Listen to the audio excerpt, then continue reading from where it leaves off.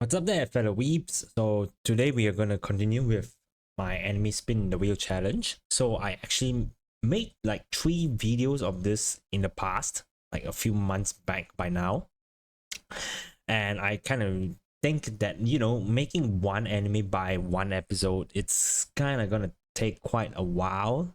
And I feel not, and I feel it defeats the purpose because I kind of could research up to it. So here's the thing, all right, about this challenge. We are going to continuously review and talk about a few animes in this one episode, in this one go. So I am targeting maybe about 5 or 6, maybe until we hit the the 8-minute YouTube mark, and from there on, there we go. I'll try to talk each series probably like a minute or so. And without further ado, let's try to get into it. So first one. Okay, Fate Stay Night, not Fate Zero. Alright, Fate Stay Night, we follow our main character Shiro, who initially wanted to lead a normal life. Although he couldn't really because he actually know how to use Magecraft already. Oh my god, do I have to explain all about the Fate series? Let me try to get to the short version. Alright, we got servants. We can summon servants to the Holy Grail War. This Holy Grail War, when there's only one victor left. Okay, 7 servants, 7 mages. When everyone wins the war, there's only 1 mage, 1 servant left, supposedly. Although I'm not sure if it actually happened. We can get the Holy Grail. What this Holy Grail is? It's a wish granting device. Does it actually grant wishes? We don't know that. Just watch the series and you will find out, because it's a really convoluted series. But the Fate Stay Night follows Emiya, Shiro, and his adventure. He summons Saber, great strong servant to summon, because it is King Arthur himself, herself, and things like that.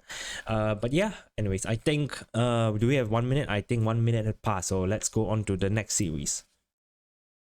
And for the next up, we will get Rainbow Nisha Rokubou no Shichinin. Okay, so this series follows I don't know how many brothers do we have. 6? I actually don't remember how many. I think 6 or 7 brothers. All right, so some of them it is wrongfully convicted, but some of them are kind of convicted of a crime. I'm not sure what is the circumstances, but basically they all are branded as criminals and they are being thrown to a prison of some sort. Is it a prison or a jail? I'm not sure.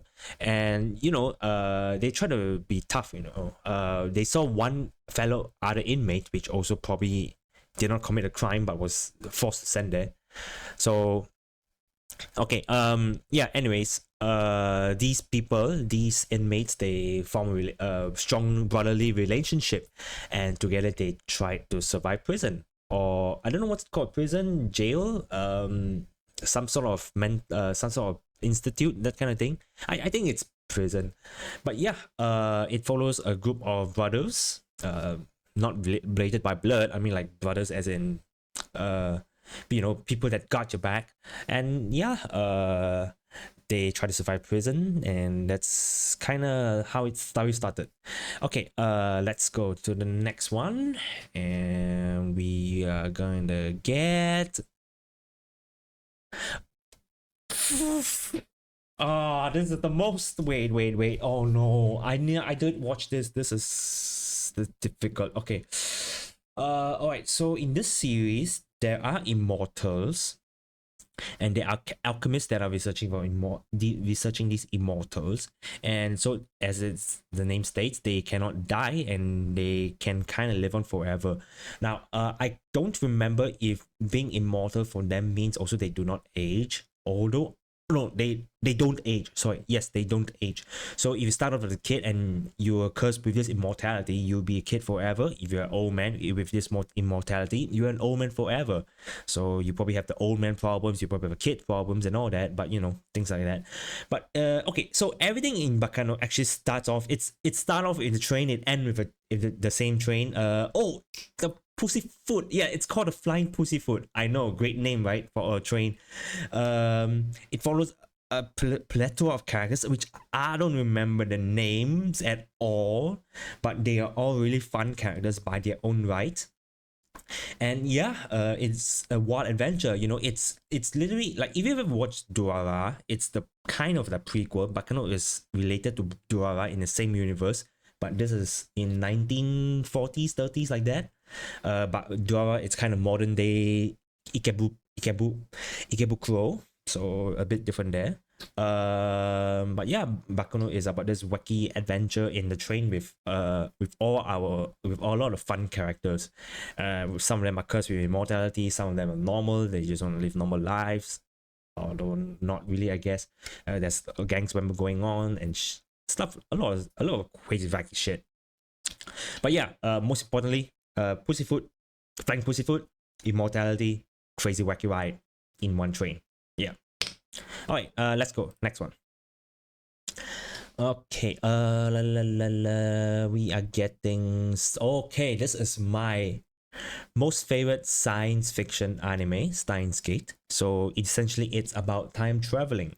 So we follow the main character, Okabe Rintaro, and him and his fellow roommate, coursemate, is it Daru, Ishida, okay, his name is Daru, right? So they accidentally invented a time traveling machine with their own microwave device. So what happens, it is the microwave device turns on, and when one guy try to send another message or email to the phone that's on the microwave, is it? Yes, I believe. They can send messages to the past, and sending message to the past essentially is a form of time traveling. It's the start of the time traveling. But now, how this series depict time traveling is actually quite well depicted, I would say, because it's not really like you, when you travel back to the past and you change something, you aren't actually like changing the past and then getting a new future. You're actually going to be transferred to a new timeline where this change past happens, where this change past happens with, you know, with the consequential future. So it's like, you know, you're in this, your own normal world line, your own normal path is here, but you change something in the past, you know, you're going to be down here. If you ever watch Back to the Future, it's kind of something, it's exactly like that. Yeah, it's a really great science fiction series. It's a really well depicted time traveling series, I would say. Yeah, the GOAT. Probably my top 3 ranking of science fiction of all times. Okay, next up we are getting okay, yes, I know it's a bit biased. You see there's a lot of Jojo here, but it's okay. Each time one is cut off, each time I make the series, one will be cut off. Okay, we are starting with Jojo Stone Ocean. So this is part 6 of this Jojo series. So we follow Jolene Kujo. Yes, Jolene Kujo, who is wrongly convicted of a crime. This sounds familiar. Anyways, yeah, so she's sent to prison. But before she is sent to prison, she kind of awakened her own stand, as called Stone Free. As you know, that's why the title is called Stone Ocean. So yeah, this Stone Free is a string-like stand at long range, but it's also a punching ghost like most main JoJo characters are. They have the punching ghost type, very strong punching ghost. And yeah, with some friends she made along, some fellow inmates she made along the way at the Stone, what's this called, prison, Florida prison.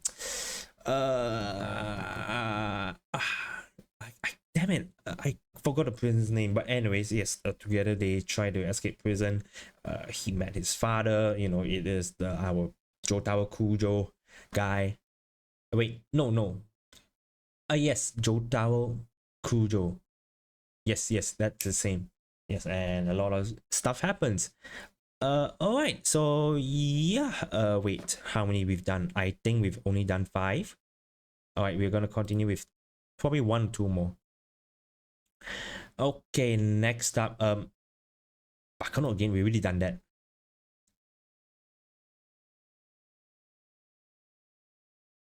Alright, Toaru Kagaku no Railgun. Okay, so I'm gonna try to keep it to just the Railgun series, not the Majusuno Index series. So this is we follow the academic city We follow a quote unquote city in Japan that is actually not part of Japan. Oh, I think that's a deep lore part. We try not to go too much of it. But okay, so there's this uh island size place called Academic City, where a lot of espers and magic, sorry, not magic, no magic at all, but this part where all the high advanced science and espers gather. We have a lot of high tech stuff here. We have a lot of espers gathered here. Actually, all the students are practically espers. The series follow our main girl, Mikasa. Mikasa Mikoto. She is the Railgun Esper. She is the number 3, I believe. Yes, she is the number 3 Esper in Toaru Kagaku Railgun. Number 3 as in, the top.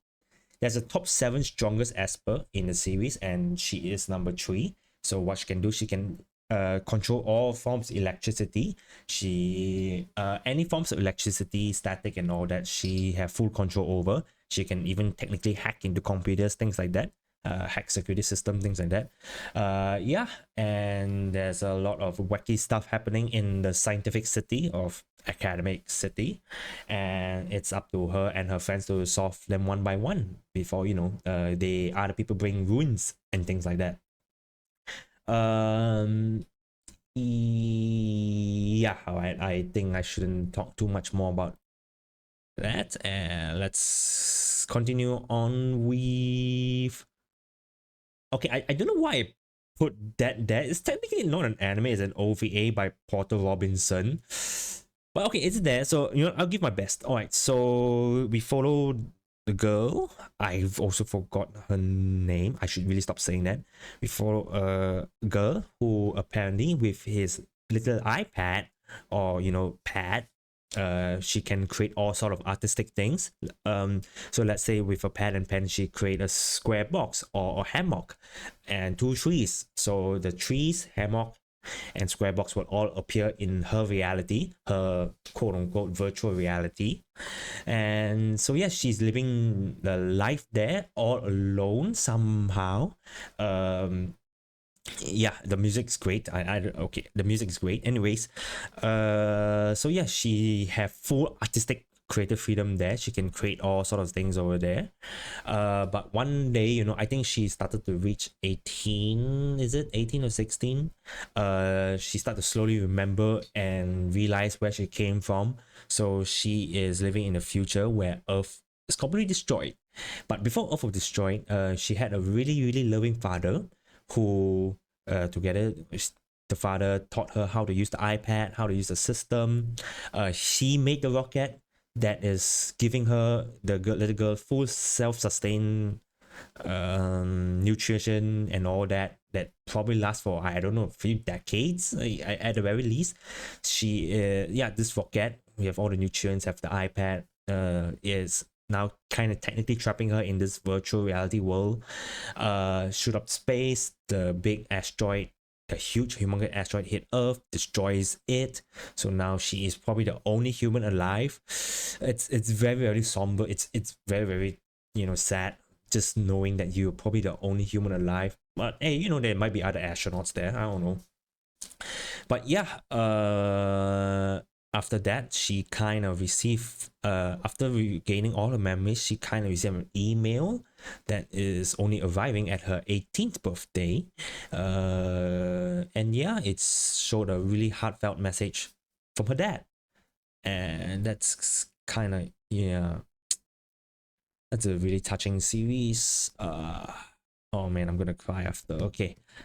So yeah, I think I've done 6 in total, and yeah, let me know if you like more of this random yapping yap fest challenge, I guess. Subscribe and please leave a like. I'll see you next time. Peace.